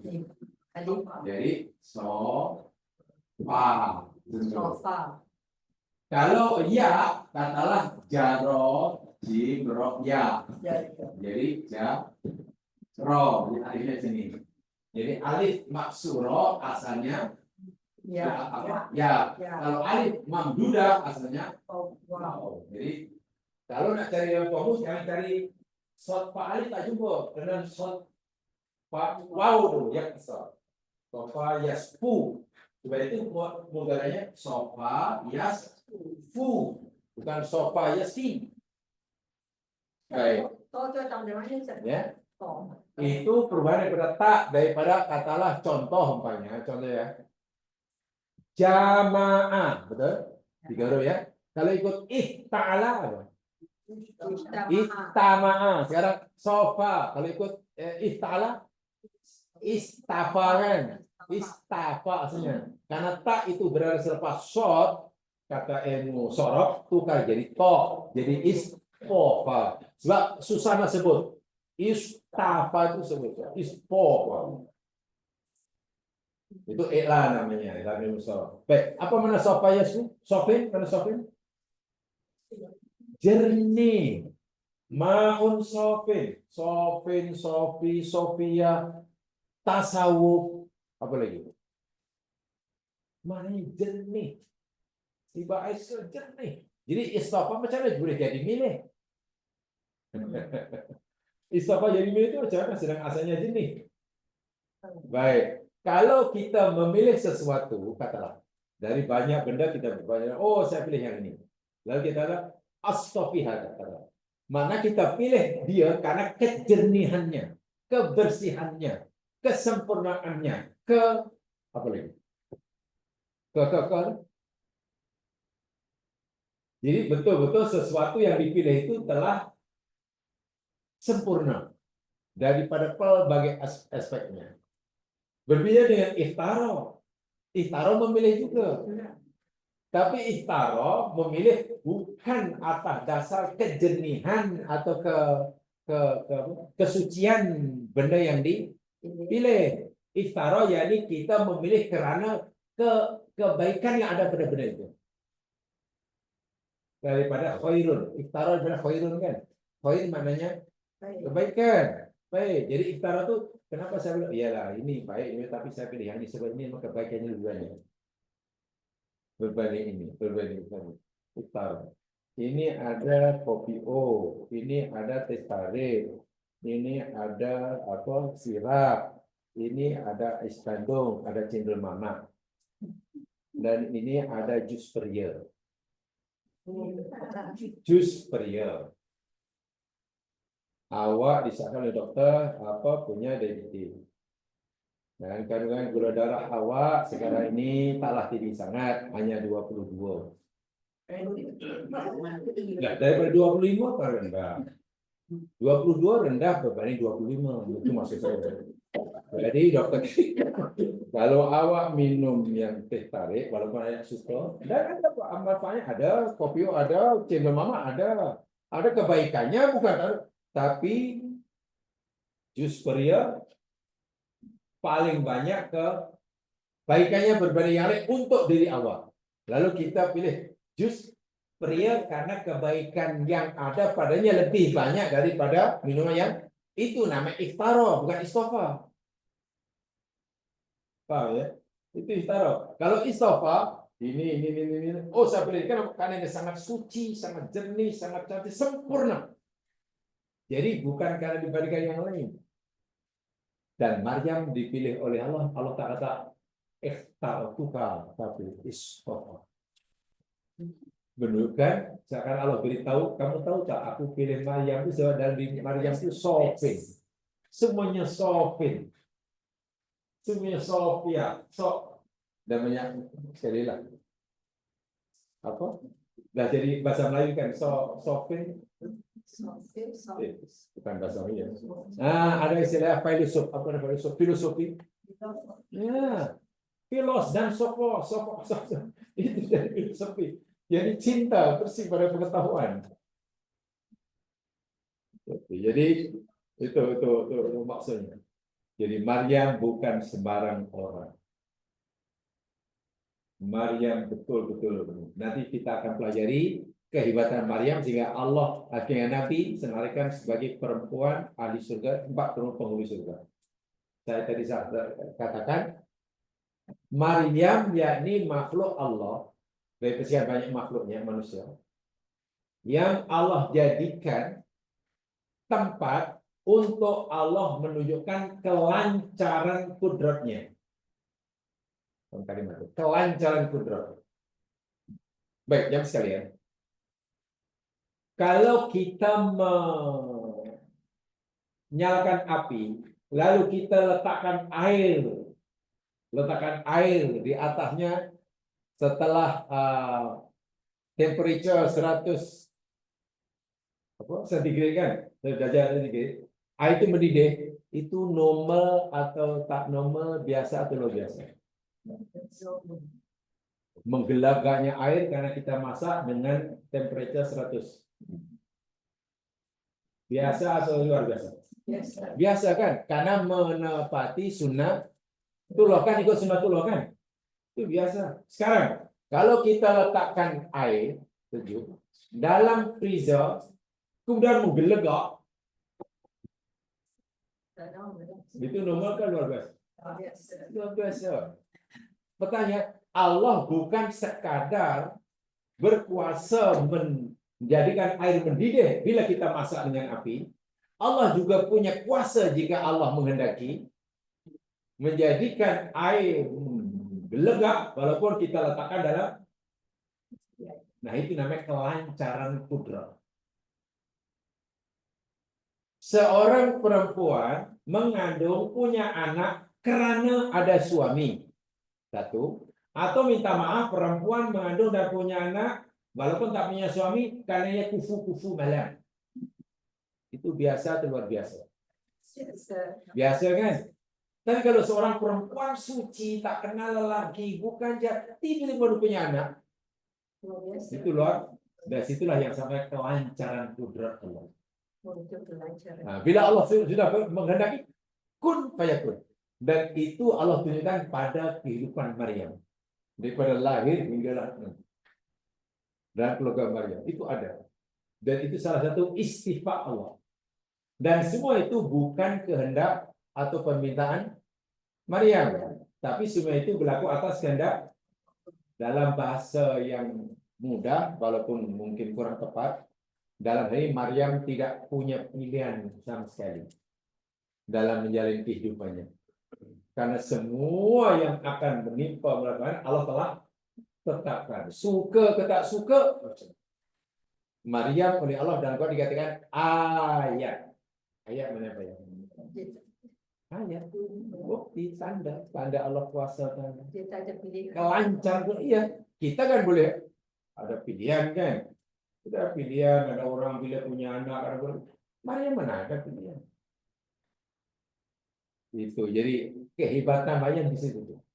Allah pilih dia sebagai makhluk yang Allah nak tunjukkan kelancaran kudratnya, dan Maryam yakin seyakin-yakinnya. Keyakinannya pada Allah luar biasa. Sebab bayangkan yang siang, kalau Allah tetapkan baginya sesuatu yang dia tak suka dan berat menanggungnya, ya pasti protes lah. Protes. Tapi Maryam sedikit pun tidak protes. Hanya betul-betul berserah diri pada Allah Subhanahu wa taala. Itu Masya Allah itu ya. Itu Masya Allah. Jadi kekuatan imannya, kekuatan tawakalnya, kekuatan berserah diri pada Allah itu luar biasa seorang bernama Maryam. Karena apa? Apa saja yang berlaku atasnya bukan pilihan dia. Kalau kita terjatuh, bahwa kita accident, lalu bahwa kita kena accident karena kurang cermat bahwa kita, itu pilihan kita atau apa? Akhirnya puas hati atau tidak accident? Kan? Paling tidak itu kan pilihan dia, kesalahan dia kan. Nak salahkan siapa? Kan? Nak salahkan siapa? Ada orang sengajalah dia makan obat nyamuk lalu pingsan. Ya sepatutnya terima kasih lah karena itu pilihan dia. Jadi kalau kita mengalami masalah itu akibat daripada pilihan kita, itu wajarlah. Kita tak boleh kecewa. Tapi kalau kita melihat sesuatu yang kita tak suka dan itu bukan pilihan kita, tapi Allah telah tetapkan dan orang itu hanya tawakal sama Allah, alhamdulillah itu imannya sangat luar biasa. Dan itu ada pada diri. Mari nanti kita akan tunjukkan nanti ayat-ayatnya. Ustaz, Imran tu agama Yahudi ya? Ya, Imran tu. Imran. Tu, bapa Maryam tu. Ah. Agamanya agama masa tu belum ada Ya, dalam Yahudi. kisah kan? Yahudi Iya. kan? Yahudi. Dia Rabai tu. Iya, dia Rabbah. Ikut ada Nabi apa namanya Musa, kitabnya Taurat, dan dia seorang Yahudi yang patuh. Ingat ya, umat Nabi Musa kita panggil orang Yahudi kan. Ada yang patuh, taat, ada yang menyeleweng. Seperti mana umat Nabi Isa, sepanjang Nabi Isa masih hidup, semua pengikutnya adalah patuh pada Nabi Isa. Tidak ada yang syirik. Berlaku syirik, berlaku fahaman bahwa Isa itu anak Allah atau Isa itu anak Allah atau Isa itu Tuhan sendiri itu selepas kewafatan atau selepas Nabi Isa angkat oleh Allah atau diselamatkan oleh daripada dibunuh Yahudi. Itu pun tidak serta-merta. Sejarah mencatat lebih kurang 300 tahun selepas peristiwa itu barulah sudah ada timbul pahaman Isa itu Allah, Isa itu anak. Bukan masa Isa hidup atau bukan masa Nabi Isa baru diselamatkan oleh Allah. Bermakna konsep ajaran Trinity itu rekaan pengikut Nabi Isa yang nyeleweng lah. Idea itu. Dan peliknya, ini setakat yang saya tahu lah, masa belajar dahulu hanya 1 sen, ya, jadi tak paham sangat perbandingan agama, comparative religion, mukorin. Yang beria sangat membunuh Nabi Isa siapa? Yahudi atau Nasrani? Yang beria sangat membunuh Nabi Isa, Yahudi atau Nasrani? Jangan tak tahu langsung, hype sangat nanti. Lapor. Yahudi kan? Yahudi lah. Ya, Yahudi kan? Pasal apa Yahudi beria sangat membunuh Nabi Isa? Sebab Nabi Isa bawa lagi satu agama. Ya, kenapa? Kan dari awal-awal tadi saya katakan Yahudi sangat benci kepada Maryam pun tengok itu, kan Sina. Bermakna Nabi Yahudi melihat Isa ini sebagai anak luar nikah. Betul. Anak haram kan? Kalau maknya dituduh berzina, maknanya anaknya dari awal-awal lagi sudah macam itulah dalam pikiran rabi-rabi Yahudi. Tiba-tiba pula setelah dewasa menyampaikan ajaran yang mendedahkan kelintong tembelang padi-padi Yahudi. Sehingga Yahudi, kasarnya pengetua agama mereka merasa terancamlah, tergugatlah. Karena penyelewengan agama Nabi Musa didedahkan oleh Nabi Isa. Nah, itu kebencian luar biasa. Satu-satunya cara agar kepentingan mereka tidak tergugat, ya Isa mesti dibunuh. Walaupun akhirnya Allah selamatkan, ya itu jelas ya. Jadi Isa tidak mati di salib, tidak mati dibunuh. Itu keyakinan orang Islam. Siapa yang meyakini Nabi Isa disalib, hukumnya kafir. Orang Islam. Tapi adakah penyalipan itu terjadi? Iya. Penyalipan itu terjadi, betul. Tapi yang disalib bukan. Orang Islam kena berpikir begitu. Kalau ditanya, adakah penyalipan itu jadi? Iya. Ya itu sejarah kata fakta. Tapi yang disalib bukan Isa. Orang lain yang Quran kata subbiha lahum. Ada orang yang Allah serupakan Jauh pun Nabi Isa. fisikanya macam Isa. Nabi Isa, itu yang ditangkap oleh si pembunuh ini dan saya dengan itu Isa. Nabi Isa diangkat oleh Allah. Jadi kena betul tuh pemahaman kita. Jangan tak yakin adanya penyalipan, ada. Tak boleh nafikan itu fakta sejarah. Tapi kita sebagai orang Islam bahwa yang disalib itu bukan Nabi Isa. Mana-mana orang mukmin yang meyakini yang itu Nabi Isa hukumnya kafir. Batas adanya. Berat kan? Jadi sini tutup kena paham betul. Fakta sejarah. Ya, fakta sejarah. Bukan dalam Al-Quran. Ya. Ya, ayat itu. Quran kan kata. Sejarah. Ya. Ya mana Quran cerita tentang sejarah.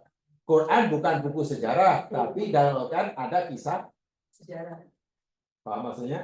Quran bukan buku sejarah, tapi dalam Al-Quran ada kisah sejarah. Betul ya? Jadi Yahudi membunuh Isa karena benci kan? Sangat benci. Pertanyaan saya. Dan itu semasa dibunuh itu pengikut Nabi Isa ya belum seberapa, tak berani nak lawan Yahudi. Nabi Isa hanya diambil Allah lebih kurang dalam 3 abad selepasnya. Ya, mereka bingung pengikut si Nasrani ini. Dan Yahudi ini pandai mempengaruhi orang-orang Nasrani. Bagaimana caranya agar pengikut Nabi Isa yang tulen yang akan mengikuti tidak marah karena nabinya dibunuh. Macam mana kan?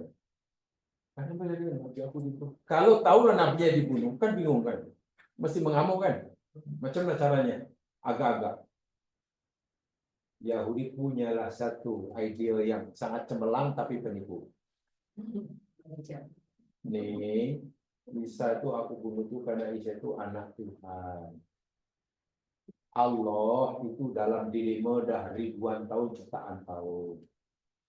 Jadi bukan dipanggil Allah dilema, bukan Melayu dilema.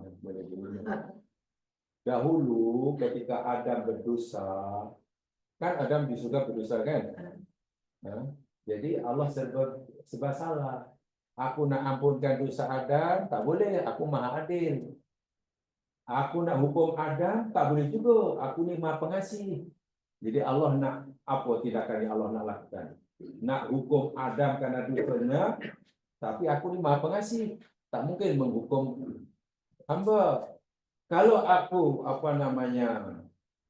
ampunkan itu saja, tidak boleh. Aku ni adil.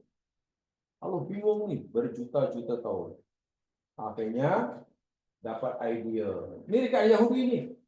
Ya, jadi kalau begitu apalah, aku antar anakku lah. Allah buat anak, punya anak.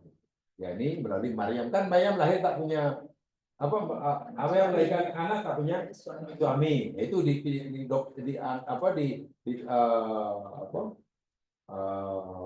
pahamkan dikatakan disuruh anak kepada. Jadi Allah antar anaknya untuk dikurbankan. Tujuannya bagi menebus dosa-dosa warisan daripada ini. Sebab bingung nih, biar anakku sendiri yang menebusnya. Dengan dikurbankannya anakku, semua dosa anak Adam sebenarnya dan selepasnya aku akan ampunkan. Itu doktrin Yahudi. Nasrani pula puas hati. Oh iya ya. Sebab kalau Yahudi kata, Nasrani, aku bunuh Nabi engkau lah, aku benci. Dia mengamuklah Nasrani. Jadi diubah itu lama-lama Nasrani terpengaruh. Oh iya ya. Kalau itu Isa itu anak Tuhan dan mati sengaja karena tidak mengorbankan dirinya. Tujuannya untuk menghapuskan. Nasrani meyakini itu. Wah, itu adalah konsep Yahudi. Coba pelik tak pelik. Si Nasrani berterima kasih, kan dikasih dengan dibunuhnya Isa menurut kepercayaan mereka. Sedangkan Yahudi membunuh Nabi Isa karena benci. Itu sangat pelik itu keimanan itu. Tapi sekali Nasrani pula ditanya sekarang, kalau ditanya, Nasrani, Kamu yakin Isa anak Tuhan, Tuhan kamu dibunuh? Ya, yakin. Tujuannya apa? Menebus dosa kami. Karena tanya pada kamu, wahai Nasrani, apa hukum orang yang dia membunuh Isa anak Tuhan? Apa jawab Nasrani? Apakah hukum orang yang dia membunuh Isa yang kamu yakini sebagai anak Allah? Nasrani kata, wah berdosa. Jangankan membunuh anak pada Tuhan. Bunuh kucing pun berdosa. Ini Nasrani kata, orang yang berjaya membunuh, menyalib Isa itu berdosa. Tempatnya di akhirat, tempat di neraka. Kata si Muslim ini pernah ada dialog antara apa namanya Kiai Haji Baharudin Mudhari dengan Antonius Widuri. Ini pernah berlaku tahun 70-an dahulu. Itu satu debat yang luar biasa hebatnya dan dibukukan. Islam diwakili oleh seorang cendekiawan Muslim, Pak Kiai, pakar tafsir, pakar Injil, Haji Baharudin Mudhari. Kristen diwakili oleh ketua pendeta dia, namanya Antonius Widuri. Ditanya itu, apa? Ya berdosa Pak Kiai. Sepatutnya yang bisa membunuh anak Tuhan kamu itu masuk surga. Kenapa masuk surga Pak? Iya, sebab kamu kata selagi Isa belum mati, kan dia mati, semua manusia masih berdosa. Bukankah orang berjaya membunuh Isa mana berjasa kepada kamu semua? Tidak logik arti. Kalau bagaimana? Logik kan? Sepatutnya kamu dapat bagi hadiah. Dan Nobel kamu terima kasih Tuhan karena Tuhan berjaya membunuh anak Tuhan kamu.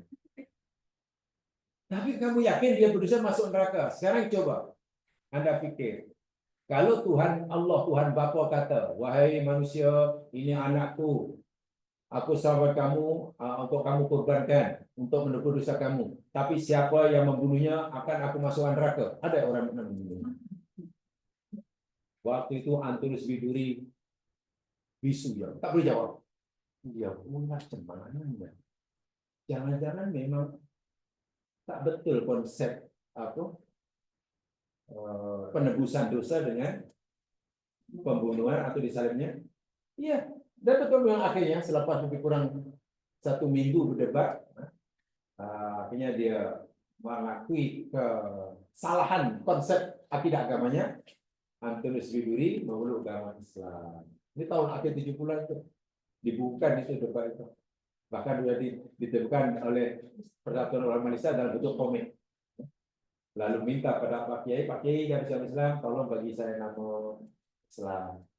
Kata Baharudin Mudhari, karena Anda sudah punya nama Antonius Widuri, tak apalah, saya tambah sajalah Antonius Muslim Widuri.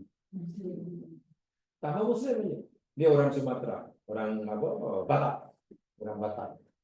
Itu macam mana Pak Kiai? Ya, kamu kena bertaubat. Kamu kena bertaubat karena kamu sudah banyak dosa kamu, karena selama ini kamu telah berjaya mengkristiankan orang Islam. Mengkristiankan orang, karena semasa jadi ketua padri, dia berjaya berdakwah mana kan? Mengkristiankan orang Islam kan? Itu dosa apa itu? Dosa besar kan? Ya itu dosa kamu. Karena macam mana sana bertobat? Sekarang kamu hendaklah mengislamkan semula orang-orang Islam yang kamu bukan. Selagi kamu masih hidup, ya pergilah ke mana tempat dahulu dengan berdakwah kemana-mana sehingga ia matinya. Berjaya itu tidak, yang kata Baharudin Mudhari itu cara taubat. Satu di antaranya jadi tentang penyalibannya. Jadi mereka terperangkap sebenarnya. Tapi sekarang tak boleh jawab. Kalau ditanya, adakah orang yang menyalib Isa menurut kamu, anak Tuhan itu dapat pahala? Mereka berdosa. Sepatutnya dapat pahala masuk surga nomor 1. Yang pertama. Karena jasanya besar kan. Dengan sebab dia membunuhnya, semua dosa manusia kan berjasa besar tu. Nah itulah yang saya katakan. Sangat kacau. Memang akidah orang ini sangat kacau. Susah nak diperdebatkan. Nak diterima di akal sehat juga. Tapi ya namanya manusia ini kecil. Apalagi bila sudah jadi padri zaman sekarang ya. Bila sudah jadi padri, banyak kemudahan, kemewahan, belum dihormati, itu dia masuk Islam. Ya sudah kita terpaksa lah jual kue kan. Bila orang sudah sesat, berkemudian ada pengaruhnya, lalu dia bisa hilang segalanya. Dan dia tak rela kehilangan segala-galanya. Itu biasanya begitu. Lainlah kalau belum jadi orang ternama, nah itu mungkin nothing tulus kan. Tapi kalau jadi ketua padi macam tiba-tiba masuk Islam. Gaji tak dapat, kemudian tak dapat, terpaksa jadi orang biasa, jual martabak di jalan. Karena Muslim. Ya. Yang patri yang Baik, kita mencoba belajar ini ya. Ini kaitannya dengan perbandingan agama sebenarnya. Bukan motifin. Itu banyaklah kita ambil tokoh-tokoh terpenting. Apa kata Quran? Kan itu yang paling benar. Yang paling benar. Ya, saya itu saja sebagai mukadimahnya. Insya Allah kita akan belajar lebih lanjut tentang kepribadian Maryam yang Allah pilih. Yang Allah sendiri kata, aku pilih engkau. Apa maksud pilihan ini? Tadi katakan Maryam manusia yang dipilih oleh Allah untuk Allah menunjukkan kelancaran kudratnya. Sehingga satu-satunya perempuan yang namanya disebut dalam kitab Al-Quran. Namanya Maryam bukan Maria ya, bukan Mary ya.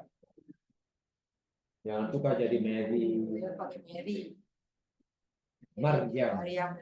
Ibunya Anna. Muslimat. Antinya Elizabeth. Boleh nama Muslim, boleh. Punya nama anak namanya Elizabeth. Boleh. Tidak salah. Itu nama Muslimah. Hanya mungkin karena orang Kristen lebih dahulu menggunakannya, si mukmin dan mukminat, ya rasa tak sedap lah ya nama Elizabeth. Ana biasa kan, namanya kan nama anak. Ya itu ibu. Tok one kepada Nabi Isa.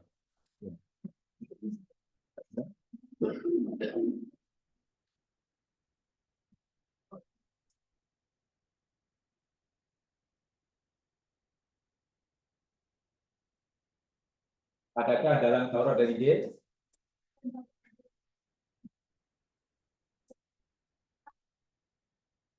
Dalam Al-Quran dinyatakan bahwa semua Nabi dan Rasulullah Allah memberitahu tentang kedatangan Nabi Muhammad. Yang paling jelas sekali Nabi Isa. Itu sangat jelas sekali mengatakan sesungguhnya akan datang selepas aku seorang Rasul namanya Ahmad. Itu jelas sekali. Termaktub. Jadi ya semua bahkan semua Rasul sudah diambil sumpahnya oleh Allah untuk memberitahu pada setiap umatnya akan datangnya seorang Rasul. Ya, ada. Tapi kalau dalam bahasa Kristennya saya tahu lah. Jadi satu mereka tak kata Ahmad, tapi mereka kata Periklitos. Periklitos itu sebenarnya kalau bahasa Arabnya bilang sama Ahmad. Jadi kata Nabi Isa waktu itu, dengan bahasa kan Nabi Isa bukan orang Arab, takkan kata Ahmad. Bahkan Nabi Isa kata ayuhan nas ittaqullah. Dia bukan orang Arab. Jadi Periklitos. Tapi malangnya itulah yang sebenarnya Injil sekarang ini sebenarnya bukan ucapan Nabi Isa dan juga bukan Injil yang asli. Ia lebih menggunakan catatan, karangan, tulisan pengikut-pengikut Nabi Isa. Petrus, Peter, Yohanes, John, itulah Paulus, Paulus. Jadi itu paling banyak yang Petrus dan Yohanes. Itu paling banyak tulisan dia lah dalam sehingga kalau kita dengar apa kata Zakir naik, ramai orang Kristen sekarang sudah bukan ikut Injil Isa, tapi ikut gereja. Jadi mereka ikut apa kata gereja, bukan ikut apa kata Injil Isa. Ya pasti salah. Ahmad tidak pula kata berani bersumpah, berani bertanggung jawab. Injil yang dia orang Kristen sekarang ini yang betul-betul ori dari Injil Nabi Isa tidak lebih dari 10%. 9% itu hanya catatan sejarah yang dikarang oleh murid-muridnya. Itu antara satu Injil dengan Injil yang lain berjangka jadi itu kalau kajian imam yang pakar-pakarnya mengatakan itu. Jadi biasanya kalau orang mencari kebenaran pasti akan tinggalkan Kristen. Tapi kalau nak mencari kesenangan pasti akan tinggalkan Islam masuk Kristen. Yang ingin mencari kesenangan kebebasan tinggalkan Islam masuk Kristen. Kan dilema. Semua boleh. Tapi yang nak mencari kebenaran pasti akan tinggalkan semua agama dan masuk. Kalau cari kebenaran.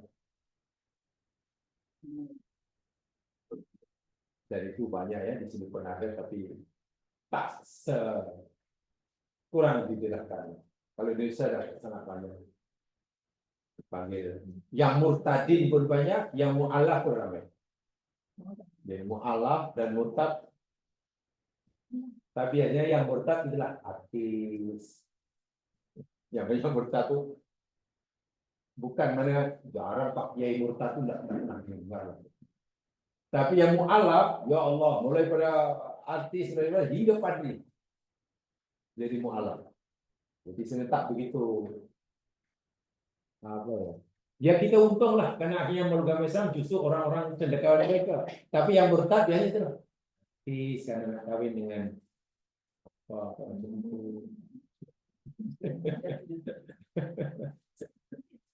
Jadi maknanya kalau dalam bahasa agama Islam tak rugilah punya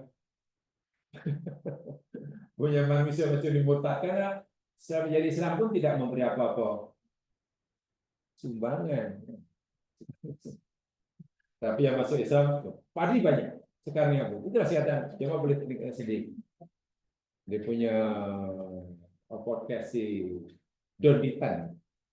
Yang Don Ditan kalau nak cari tahu tentang perbandingan agama, podcast Profesor Minaham Ali. Sebab dia memang orang Kristen, tapi terpelajar, jadi profesor dan sekarang jadi intelektual perbandingan agama. Menguasai banyak bahasa. Bahkan boleh baca untuk bahasa Suryani, boleh bahasa Ibru, boleh baca bahasa yang tulisan Yahudi kan macam apa tulisannya. Dengan bahasa dia. Quran diterima bahasa mereka pun, Yahudi pun dibacanya bahasa itu. Ismail bahasa Arab, kalau bahasa mereka Ismail. Itu benar itu.